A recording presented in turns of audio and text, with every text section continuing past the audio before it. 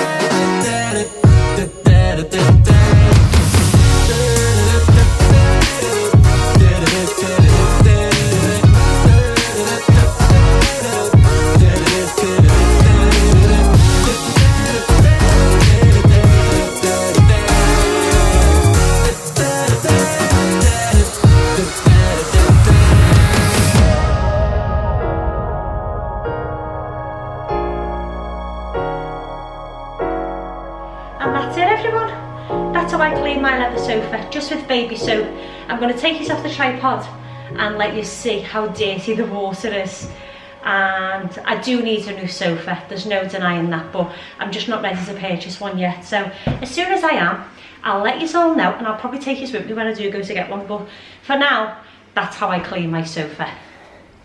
I've got the water and we're going to take it out and see just how dirty it is off the sofa and the chair.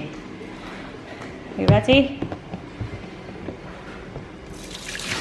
Oh my gosh, how disgusting.